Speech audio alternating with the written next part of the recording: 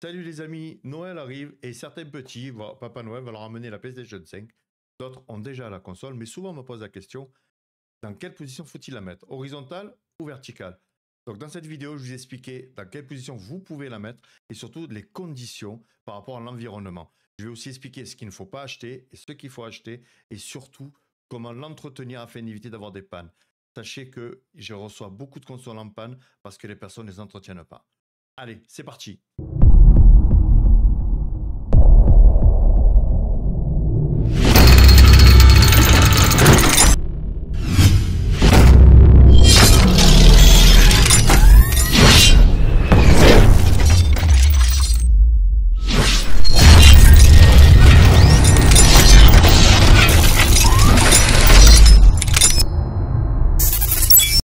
Avant de commencer, on m'a demandé quelle était la différence entre high speed et ultra high speed et surtout comment reconnaître un vrai câble ultra high speed. Donc je vais vous montrer. Pour reconnaître un câble ultra high speed, c'est pas compliqué. Il y a toujours une vignette avec un QR code qui représente le câble. Alors la différence entre les deux, parce que lui aussi, soi-disant, c'est un ultra high speed, mais il n'a pas la même vitesse qu'un véritable ultra high speed. L'ultra high speed, donc celui de gauche, lui a 48 gigabits. Celui de droite en a 18. Voilà la différence. C'est monumental et le prix n'est pas le même. Le câble de gauche, vous allez le trouver à peu près dans les 40 euros. Celui de droite, vous allez le trouver à 8 euros. Donc voilà la différence qu'il y a entre ces deux câbles. On va commencer par comprendre, du moins à regarder comment fonctionne le système de refroidissement. Donc vous regardez bien qu'ici, vous avez le ventilateur, d'accord, il y a marqué CF. Ce ventilateur va aspirer de l'air de la pièce, de la température ambiante, donc vous avez dans la pièce. Ok, cet air-là va être expulsé sur les dissipateurs que vous avez ici. Un petit peu va passer dans l'alimentation et tout va sortir sur l'arrière de la console. Ce schéma-là, il est beaucoup plus simple. On comprend bien que l'air arrive par là, d'accord, donc sur l'avant de la console, et après c'est expulsé sur l'arrière. Sur la PS5 Pro, c'est exactement pareil. Pour vous montrer comme quoi ça ne peut pas prendre l'air d'en bas parce qu'ici vous avez une plaque et là vous avez les trois lamelles qui font dire le logo Adidas Bito qui va dire qui empêche l'air de passer. Donc l'air va arriver par ici et là vous n'avez pas de petites lamelles, de petits aiguillages. D'accord? Ça, c'est l'alimentation. Donc, je vous montre cette alimentation comme ça. Pourquoi? Parce que par la suite, je vais vous montrer certaines choses que l'on vend qu'il ne faut surtout pas acheter et vous comprendrez pourquoi. Et ça, c'est une console qui est sale et qui est tombée en panne, alors qu'il n'y a pas beaucoup de poussière dedans, mais ça suffit pour éviter, pour bloquer le passage de l'air et empêcher le refroidissement correct de la console. Maintenant qu'on a vu le système de refroidissement, où est-ce qu'on peut placer la console? Déjà, on ne la met jamais dans un meuble fermé. Pourquoi? Parce que la chaleur va revenir sur elle-même et donc le ventilateur va reprendre sa propre chaleur. Donc automatiquement la console, arrivé à un moment, elle va s'arrêter. Pareil, si vous collez l'arrière de votre console contre un mur, eh bien, la chaleur va revenir sur la console et en fait, elle n'aura pas assez d'air pour pouvoir évacuer toute cette température. Donc moi, ce que je vous conseille, c'est la mettre debout ou allongée, mais dans un endroit où l'air est expulsé dans du vide, tout simplement. Maintenant qu'on a vu comment positionner la console, à quel endroit il faut la mettre, pardon. Maintenant, on va regarder comment on fait pour nettoyer une console. Du moins, moi, je vous conseille si vous voulez nettoyer votre console. La première partie, c'est quand la console est encore sous garantie.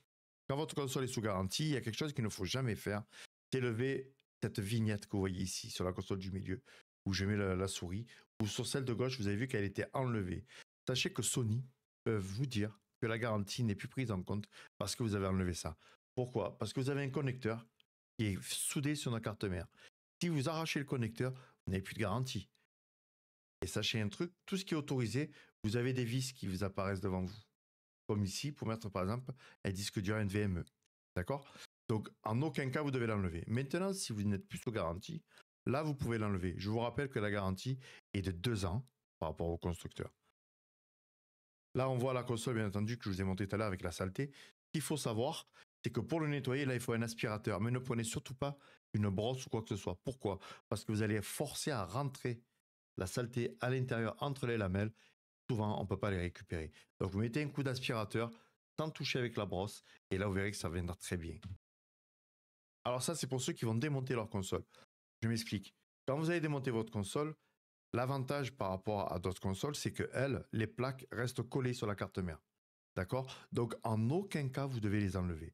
Vous pouvez essuyer, souffler, faire ce que vous voulez, mais n'enlevez pas les deux cartes mères, les deux cartes métalliques qui sont sur la carte mère. Pourquoi? Parce que déjà, de 1, il faut un refroidissement liquide. Si vous n'êtes pas habitué à le faire, vous allez flinguer votre console.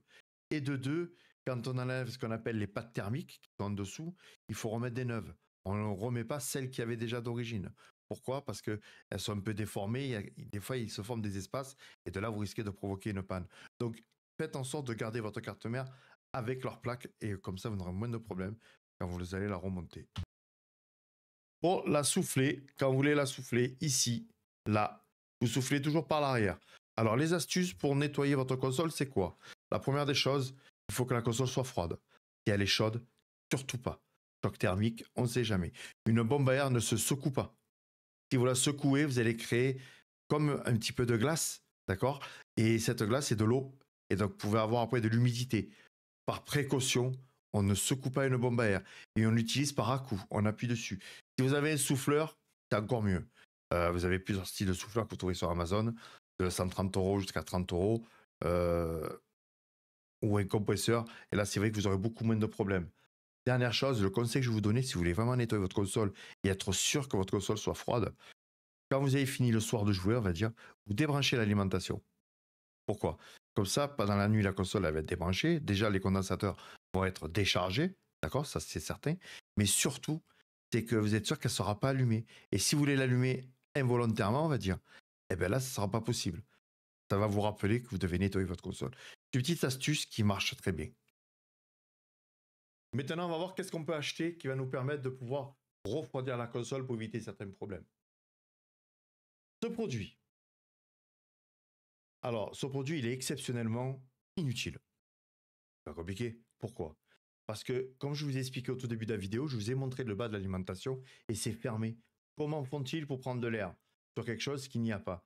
La chaleur, je vous rappelle, va vers le haut et non vers le bas. Donc, ceci, sauf si c'est pour de la déco, ça vous fait plaisir de voir une manette rouge, une manette verte quand vous chargez. Sinon, mis à part ça, ça sert strictement à rien. Ça, c'est le bas de l'alimentation qui vous montre bien que c'est fermé. Il n'y a aucune air qui peut circuler là, c'est pas possible. Ceci, ceci est un produit exceptionnel. Moi, j'aime beaucoup parce que grâce à lui, eh ben, j'ai plus de panne. Pourquoi? Parce que comme je vous ai expliqué, la ventilation, le ventilateur récupère de l'air pour l'extraire. D'accord? Donc là, que fait cet extracteur, on va dire d'air, parce que ça ne refroidit rien du tout, eh bien, il va guider la poussière.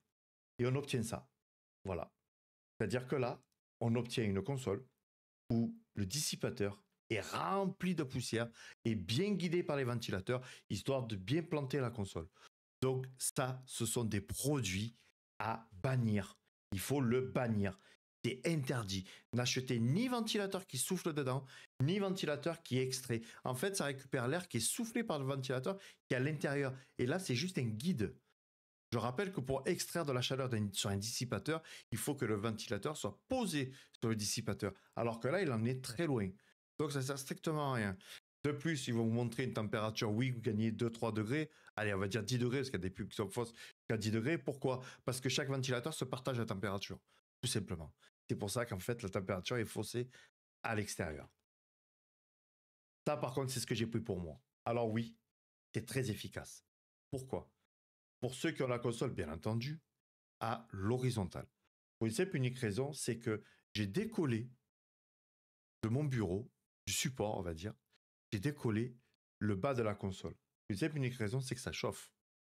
Quand je vous ai montré les deux plaques tout à l'heure, vous avez vu qu'il y a un dissipateur, donc il chauffe autant que celui du haut. Là, vous avez ma console qui est de base, c'est la PS5 Pro de base, d'accord, qui est posée. Vous voyez qu'elle est très proche du bureau. Donc la chaleur, même si elle monte, vous avez la plaque plastique qui va chauffer un peu et ça va chauffer en dessous du bureau. Et en fait, elle a du mal à refroidir. Et avec ce support, voilà ce qu'on obtient. J'ai fait exprès de laisser les pieds pour vous montrer. Et donc là, en fait, dessous, vous avez de l'air qui circule. Et ça évite d'avoir juste de la surchauffe. Voilà pour moi le produit idéal pour les consoles à l'horizontale. Pour les consoles à la verticale, c'est simple. Il n'y a aucun produit. Voilà. Vous la laissez sur son socle et je vous conseille de la nettoyer une fois par mois. Petit récapitulatif. Si votre console est en position verticale, personnellement, je vous conseille une fois par mois de la souffler.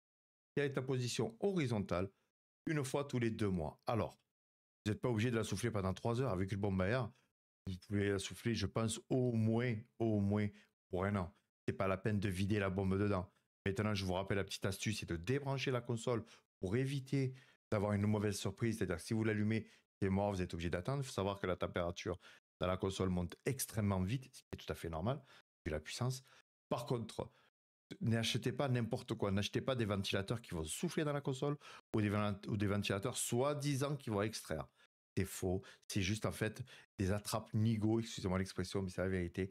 Par contre, vous pouvez trouver des systèmes pour que la console soit surélevé si vous êtes en position horizontale, comme j'ai fait moi. Ça évite, on va dire, que le bureau renvoie cette chaleur sur elle-même. Bon alors, est-ce qu'on la met à l'horizontale ou à la verticale, la console? Ben là, ça dépend. Déjà, on va couper de suite un problème sur l'histoire du métal liquide. Sachez que c'est un défaut de fabrication. Il y a un lot de séries où ils sont plantés en faisant la fabrication chez Sony.